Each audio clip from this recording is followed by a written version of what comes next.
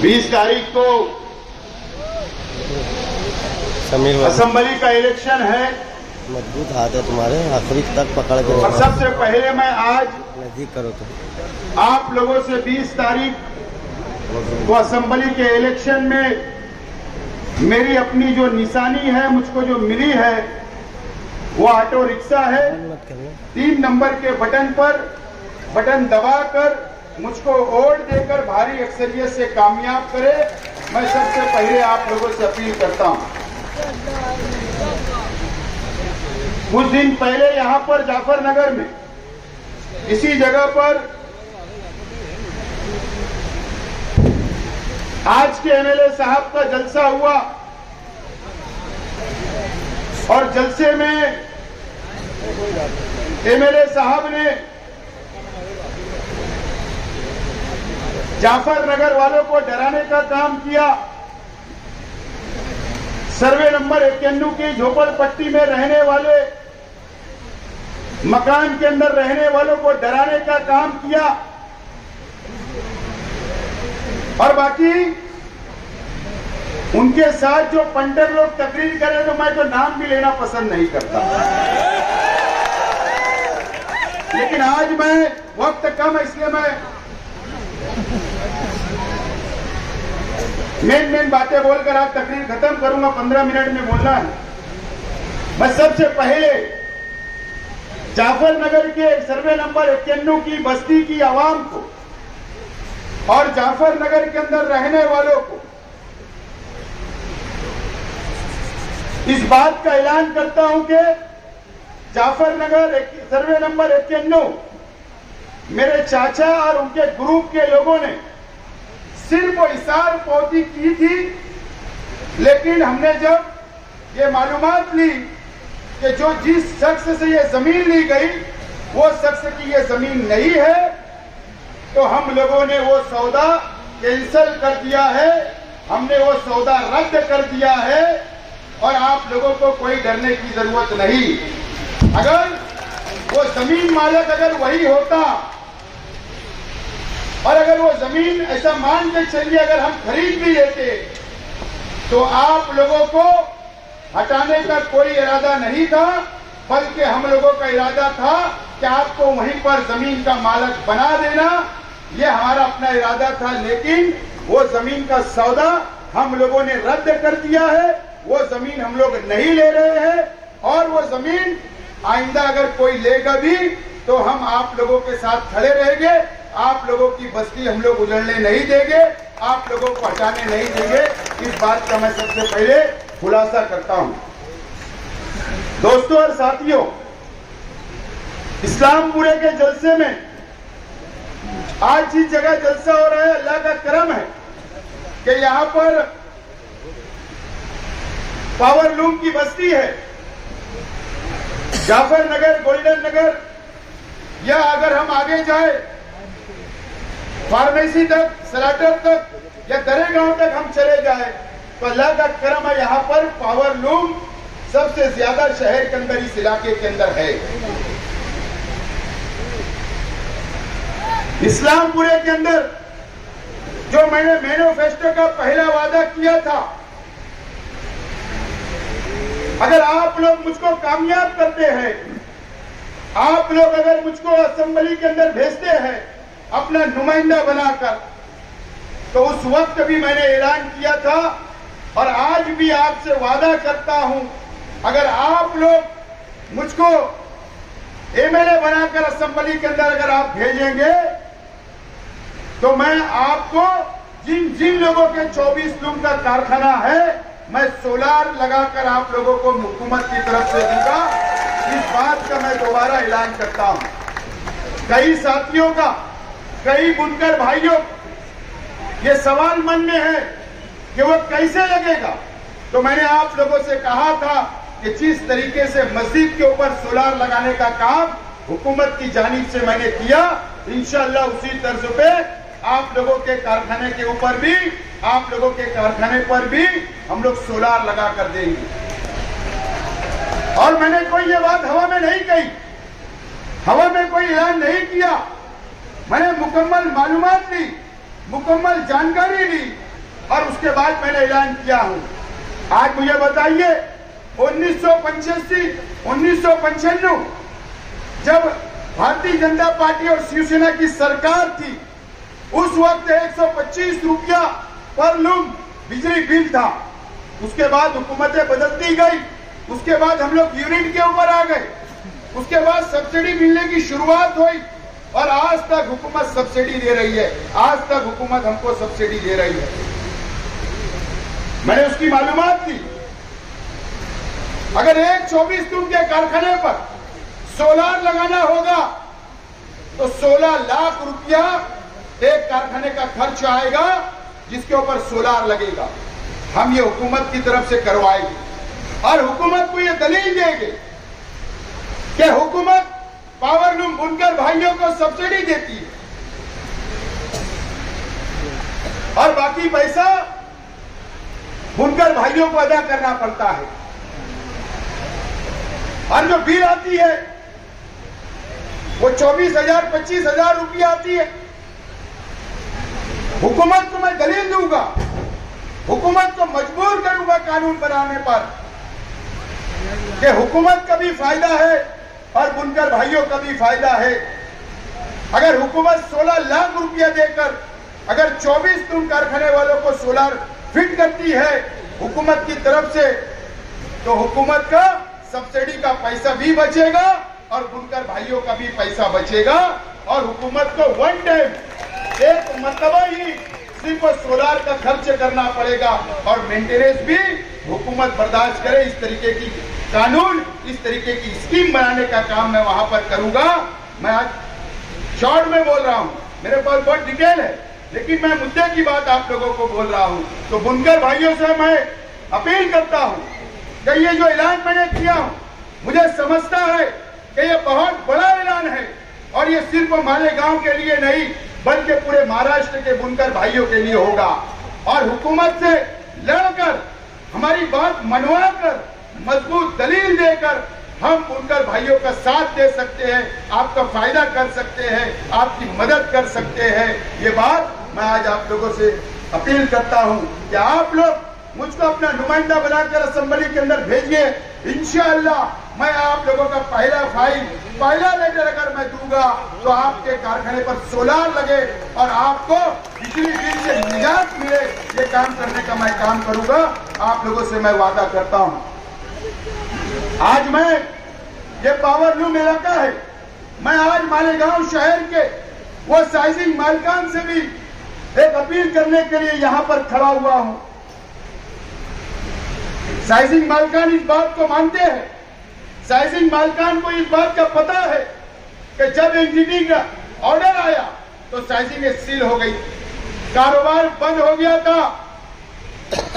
दिल्ली की कोर्ट के अंदर हमारा केस चला साइजिंग मालिकान का और कई कानूनी पेपर कोर्ट ने मांगा, एनजीटी कोर्ट ने, और वो पेपर बनाने का काम मैंने और हमारे साथियों ने किया था। और वो कैसे किया था, साइजिंग मालिकान आप जानते हो। एनओसी कारपोरेशन से हम लोगों ने दिलाई आपको, उसके बाद से एक भी एनओसी आप लोगों को नहीं मिली। आज के एमएलए साहब ने भी लेटर दिया, कोशिश की, लेकिन एक भी एनओसी नहीं मिली। आपका एनओसी का पीरियड भी खत्म हो गया है। लेकिन नुमाइंदा आज के एमएलए साहब मुकम्मल तौर पर नाकाम हो गए। मैं आज आपके लिए वादा करता हूं कि आपको एनओसी दिलाने का काम तो मैं करूंगा, लेकिन आपको पता है कि हमारा ये शहर मिक्स जोन है, पावर लूम भी है, इंडस्ट्रियल जोन भी है और हमारा घर बूटी भी है, मकानात भी है। ये हमारे शहर के अंदर पावर लूम सनत भी है और हम इसी शहर के अंदर रहते हैं। जहां जहां साइजिंगें चल रही है वहां पर कानून के अंदर डेवलपमेंट प्लान या कानून के अंदर एमआईटीपी एक्ट के अंदर आज तक साइजिंग का उल्लेख नहीं है कानून के अंदर। आप लोगों को याद होगा जब अजीत दादा पवार साहब के पास हमने मंत्रालय में मीटिंग लगाई तो वहां पर मैंने ये मुतालबा रखा था कि साइजिंग को कानून के अंदर साइजिंग का उल्लेख किया जाए, तरमीम की जाए कि साइजिंग को परमिशन साइजिंग के नाम से मिलना चाहिए। ये हमारे रोजगार का मसला है, ये बहुत बड़ा मसला है। मैं साइजिंग मालिकान से भी वादा करता हूं कि अगर आप लोगों ने आपका नुमाइंदा बनाकर असेंबली के अंदर भेजा तो इंशाअल्लाह वो कानून में तरमीम कराने का काम भी मैं करूंगा। इस बात का मैं आपसे वादा करता हूं। दोस्तों और साथियों, झूठ बोला जा रहा है, झूठ की दुकान नहीं है। अब ये झूठ का इन्होंने मॉल खोल दिया, जैसा शॉपिंग मॉल होता है ना, वैसा इन्होंने मॉल खोल दिया, मॉल। शहर देख रहा है, समझ रहा है और शहर को 20 तारीख को फैसला करना है, शहर के आवाम को फैसला करना है। आज मैं जाफर नगर, गोल्डन नगर, वार्ड नंबर 4 इस इलाके की आप हालत देखो। गोल्डन नगर के अंदर आप देख लीजिए कि आज हालात क्या है। रोड सही नहीं है, गटरे नहीं है, सहूलत नहीं है, वहां पर भी बुनकर भाई रहते। मेरे साहब, कम से कम आप अपने 10 साल, आपके 3 मेयर हुए, आप कम से कम वार्ड नंबर 14 में तवज्जो दे सकते थे, वहां का विकास कर सकते थे, डेवलप कर सकते थे, लेकिन आपने ऐसा कुछ नहीं किया। आपने कुछ नहीं किया। आपके पास मौका था करने का, उसके बाद भी आपने कुछ नहीं किया। आप मुकम्मल तौर पर नाकाम हो गए। मैं वादा करता हूं इस इलाके की आवाम से, मैंने जो जिम्मेदारान बैठे हैं, चाहे इस्माइल भाई हो, सैयद साहब हो, या हमारे जो भी साथी है, जमशीद भाई, या इस इलाके के तमाम ही जिम्मेदारान से मैंने वादा किया हूं कि आप मुझको भरपूर और यहां से दिलाइए, मुझे कामयाब करके। और मैं सबसे पहला, अगर विकास और डेवलप अगर हमको शुरू करना होगा तो ये जाफर नगर, गोल्डन नगर, काली खोली, ये 4 नंबर वार्ड फार्मेसी, इस इलाके के अंदर गुलाब पार्क हो गया, अख्तराबाद, देवी का मल्ला या पवार वाली तक, हमको इसके ऊपर खुसूसी मैं तवज्जो देकर आज इस इलाके का काम करने का काम करूंगा। दोस्तों और साथियों, आज मेरी मां बहनें भी मेरी तकरीर सुन रही है, मेरी बातों को सुन रही है। आज मैं मेरी मां बहनों से सवाल करना चाहता हूं कि मेरी मां बहनें, आप बताइए कि आपने 2019 में मालेगांव शहर के एमएलए मुफ्ती इस्माइल साहब को आपने वोट दिया था। मेरी मां बहनें, वोट देने के बाद आप बताइए कि 5 साल आपका सुख और दुख में आए क्या? 5 साल आपके पास आए क्या? 5 साल मेरी मां बहनें, आपका इन्होंने कोई काम किया क्या? आपके लिए कोई स्कीम बनाई क्या? या आपके लिए कोई गार्डन तामीर किया क्या? या आपके लिए जो हॉस्पिटल, सिविल हॉस्पिटल था जहां पर हमारी मां बहनों का इलाज होता था, वो हॉस्पिटल भी नदिया के उस पार चला गया। एमएलए साहब की ये नाकामी है मेरी मां बहनें। या आपको, आपसे दुआएं लेते हैं, आप उनके लिए रोजा रखते हैं, नमाज पढ़ते हैं, लेकिन आपका वोट ले जाकर आज के एमएलए साहब मुफ्ती इस्माइल साहब भारतीय जनता पार्टी और शिवसेना के पास सौदा कर लेते हैं। इस शहर की मां बहनों का, वोटों का, इस शहर के आवाम का इन्होंने सौदा करने का काम किया और इन्होंने करोड़ों रुपया रिश्वत लेकर अपना घर भरने का काम किया है। आज मैं मालेगांव शहर की मेरी मां बहनों से अपील करता हूं, अगर आप मुझको वोट देंगे, आप मुझको अपना एमएलए बनाएंगे, तो मैं जरूर आपसे वादा करता कि एक अच्छा गार्डन होना चाहिए, अच्छा हॉस्पिटल होना चाहिए, अच्छे आपको रोजगार, घर बैठे रोजगार कैसे मिले, बचत घर के नाम पर आंगनवाड़ी कैसे मिलेगी, इंशाअल्लाह आपके लिए वो काम करने का काम करूंगा। मैं आज एक वादा और करता हूं कि यहाँ पर सब्जी मार्केट बनी, यूपी सब्जी मार्केट बनी हकीम मस्जिद के सामने, वो बंद पड़ी हुई है, लेकिन मैं वादा करता हूं कि हमारे मेंबरान ने उसकी फाइल चलाई है, उसको शादी हॉल होना चाहिए। मैं वादा करता हूं कि वो सब्जी मार्केट कैंसिल करके यहाँ पर यूपी शादी हॉल उसको बनाया जाएगा और कम पैसे के अंदर इस इलाके की आवाम को उसकी सहूलत मिले, ये काम करने का काम भी हम लोग करेंगे। मैं एक बात ये शहर की आवाम को, यहाँ के हमारे मीडिया के तमाम ही साथियों से अपील करता हूं और पुलिस डिपार्टमेंट से कि मेरी बात को नोट करें।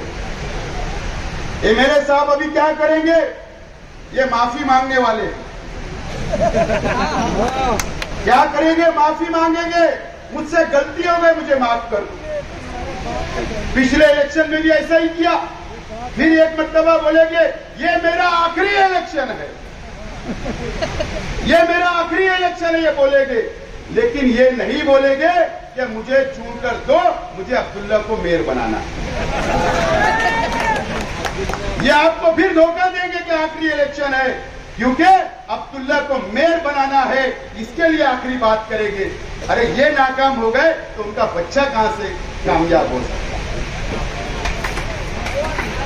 नोट करो, ये जाफरनगर के अंदर जलसे के बाद क्या हुआ?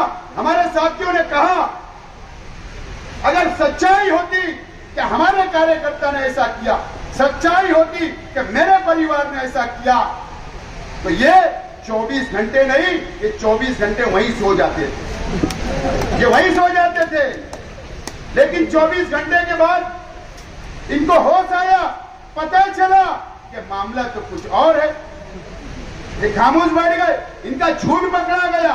ये तो आज मैं हमारे शहर की पुलिस डिपार्टमेंट से मैं अपील करता हूं कि लीजिए प्रेस कॉन्फ्रेंस, बताइए शहर को सच्चाई कि वो केस कौन था, उसको मारने वाले लोग कौन थे, बताइए। हम तैयार है, अगर हमने गुनाह किया होगा तो हमें कार्रवाई हमारे पे होना चाहिए। लेकिन पुलिस, मुझे लगता है आने वाले दिनों के अंदर ये बातें बताएगी, और मुझे मालेगांव शहर की पुलिस के ऊपर पूरा विश्वास और भरोसा है कि वो दूध का दूध और पानी का पानी की पानी करेगी। दोस्तों और साथियों, ये शहर के अंदर इस तरीके से और भी पूरे शहर के अंदर इसी तरीके से इलेक्शन लड़ना चाहते हैं। गुरुवार वार्ड के अंदर भी यही करने वाले हैं। हमारे कार्यकर्ता को छेड़ा जाएगा, उनसे जानबूझ के लड़ाई ली जाएगी और इल्जाम लगाया जाएगा मेरे परिवार पर, मेरे कार्यकर्ताओं के ऊपर। पुलिस डिपार्टमेंट से मेरी अपील है कि ये तमाम चीजों पर नजर बनाकर रख के इस तरीके का पाखंड ये लोग करने वाले हैं, इनकी जमीन खसक गई है। मैं आज आप लोगों से अपील करता हूं, 10 बज गए, अपील करता हूं कि आप 20 तारीख को रिक्शा निशान पर वोट देकर भारी अक्सरियत से कामयाब करें, और हमारा जलसा जो बड़ा झुटका कल आ रहा है, यहाँ पर उसका स्टेज लगेगा, जुमा के दिन हमारा स्टेज वहीं लगेगा, जहाँ उसका स्टेज लगेगा जुमा के दिन वहीं लगेगा, सलाम चाचा रोड पर। और वहाँ पर मैं तमामी और राज से पर्दा उठाने वाला हूँ, और मैं वहीं पर इनका समाचार भी अब लूंगा। यहाँ वक्त कम था, बहुत बहुत शुक्रिया। शेख आसिफ आगे बढ़ो, शेख आसिफ आगे बढ़ो, हम तुम्हारे साथ हैं। आने वाली 20 नवंबर को आसिफ शेख रशीद साहब को 3 नंबर के बटन पर रिक्शा निशान पर वोट देकर भारी अक्सरियत से कामयाब है। भाई कितने नंबर का? 3 नंबर रिक्शा आसिफ साहब